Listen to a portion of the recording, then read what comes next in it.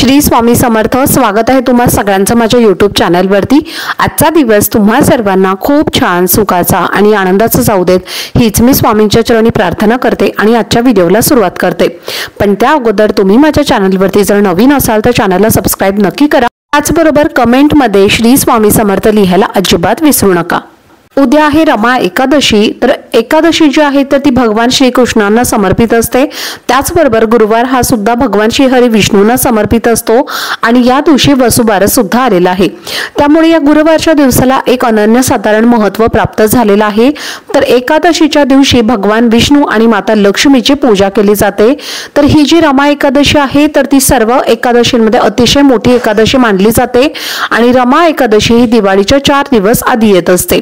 त्यामुळे या एकादशीला विशेष महत्त्व आहे आणि या दिवशी आपल्या जगाचे पालन पोषण करणाऱ्या भगवान विष्णूंची पूजा करण्याची आणि व्रत करण्याची सुद्धा मोठी परंपरा आहे। या दिवशी व्रत करून काही उपाय आणि सेवा जर आपण केल्या तर आपल्या घरामध्ये 100% फळ हे प्राप्त होत असतं।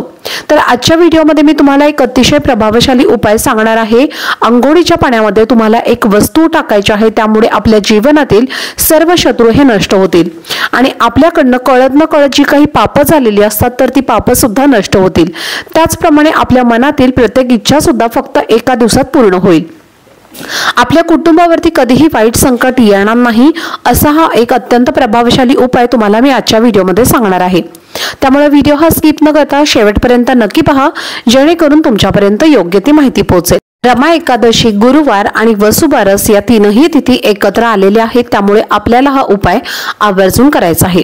पहा, जर आपल्या जीवनामध्ये काही शत्रू असतील, काही गुपित शत्रू असतील, काही हितशत्रू असतील तर ते आपल्या समोर नेहमी मित्र बनून राहत असतात, पण आपल्या मागे जाऊन ते आपल्याबद्दलच वाईट बोलत असतात आणि आपले हे जे शत्रू असतात तर ते अशा वेळेला काय होतं तर ते शत्रू आपले जर आपल्या आयुष्यामध्ये असतील तर आपल्याला अनेक समस्यांना सामोरं जावं लागत असतं।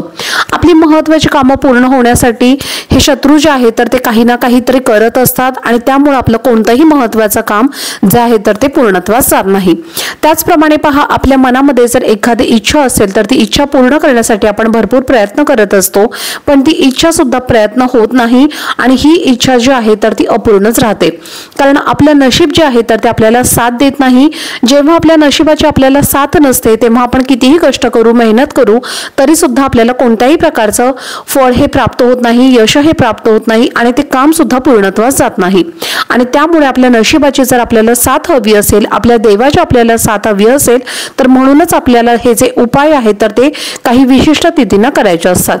तर तुम्हाला आज जो मी उपाय सांगणार आहे तर त्यामुळे तुमच्या जीवनातील सर्व शत्रू नष्ट होतील आणि तुमच्या मनातील प्रत्येक इच्छा सुद्धा पूर्ण होईल। असा हा उपाय तुम्हाला उद्याच्या दिवशी करायचा आहे।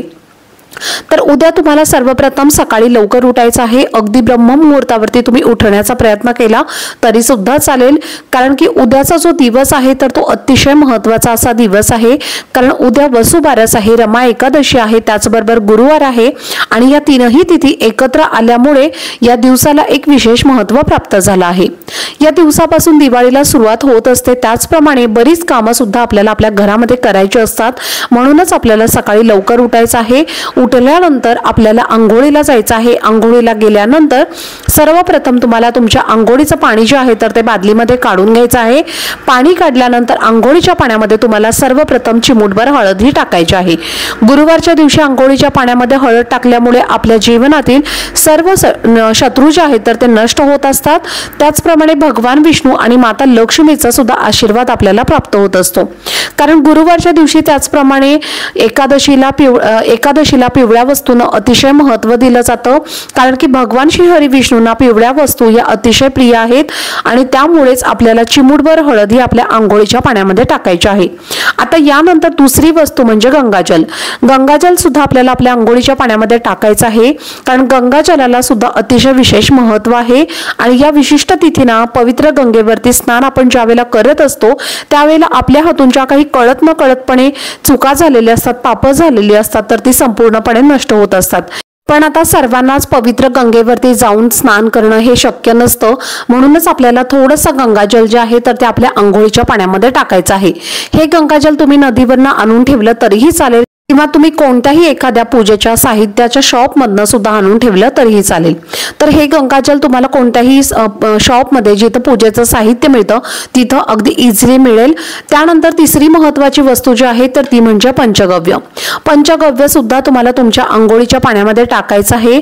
पंचगव्य जे आहे तर ते वसुबारस जे आहे तर पंचगव्याला अतिशय महत्त्व आहे आणि पंचगव्य हे अंघोळीच्या पाण्यामध्ये आपल्याला टाकायचं आहे।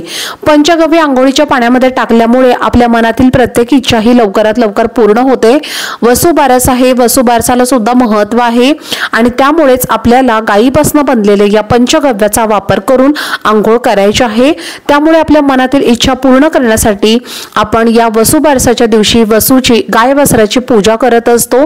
त्यामुळे आपल्या मनातील इच्छा पूर्ण करण्यासाठी आपल्याला अंघोळीच्या पाण्यामध्ये पंचगव्य सुद्धा आवर्जून टाकायचं आहे आणि त्या पाण्याने आपल्याला आंघोळही करायची आहे। आता हे जे पंचगव्य आहे तर ते तुम्ही कोणत्याही तुम्हाला पूजेच्या शॉपमध्ये सुद्धा मिळेल। त्याचबरोबर आपल्या स्वामींच्या केंद्रामध्ये सुद्धा हे पंचगव्य तुम्हाला अगदी इझिली मिळून जाईल। त्याचबरोबर तुम्ही हे पंचगव्य तुमच्या घरामध्ये सुद्धा तयार करू शकता। दही, तूप, साखर या ज्या वस्तू आहेत तर या सर्व तुम्हाला मिक्स करून यापासून पंचगव्य बनवायचं आहे किंवा मग तुम्ही बाहेरून विकत आणलं तरीही चालेल।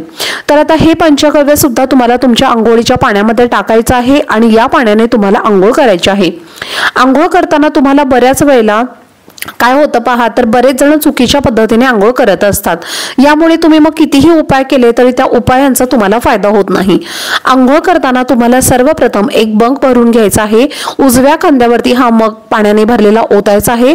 दुसरा मग भरून घ्यायचा आहे, डाव्या खांद्यावरती ओतायचा आहे। तिसरा मग भरून घ्यायचा आहे आणि मग तो तुम्हाला तुमच्या डोक्यावरती ओतायचा आहे। अशा पद्धतीने तुम्हाला ही आंघोळ करायची आहे। पुन्हा एकदा मग तुम्हाला स्वच्छ पाणी घ्यायचं आहे आणि त्या पाण्याने तुम्हाला आंघोळ करायची आहे। अशा पद्धतीने आपल्याला आंघोळ जी आहे तर ती करायची आहे। उद्या रमा एकादशी आहे, त्याचप्रमाणे गुरुवार आणि वसुबारस या तिथीला आपल्याला या पाण्याने आंघोळ करायची आहे। त्यामुळे तुमच्या जीवनातील सर्व शत्रू नष्ट होतील। जीवनामध्ये तुमच्या शत्रू हे नावाला सुद्धा उरणार नाहीत। शत्रू पीडा किंवा वास्तुदोष, पितृदोष यासारखे जर काही दोष असतील, करणीबाधा असतील, नकारात्मकता असेल तर हे सर्व प्रकारचे दोष सुद्धा यामुळे दूर होतील आणि आपल्या मनातील प्रत्येक इच्छा सुद्धा ही फक्त एका दिवसात पूर्ण होईल। त्यामुळे घरातल्या प्रत्येक व्यक्तीने हा उपाय न चुकता अगदी लहान मुलांपासून ते मोठ्या मुलांपर्यंत सर्वांनी करायचा आहे। तर चला, झालेली सेवा ही मी स्वामी महाराजांच्या चरणी अर्पण करते। आजचा व्हिडिओ जर तुम्हाला आवडला असेल तर व्हिडिओला जास्तीत जास्त लाईक, शेअर आणि चॅनलला सबस्क्राईब नक्की करा। भेटूयात पुढच्या व्हिडिओमध्ये। तोपर्यंत सर्वांना श्री स्वामी समर्थ।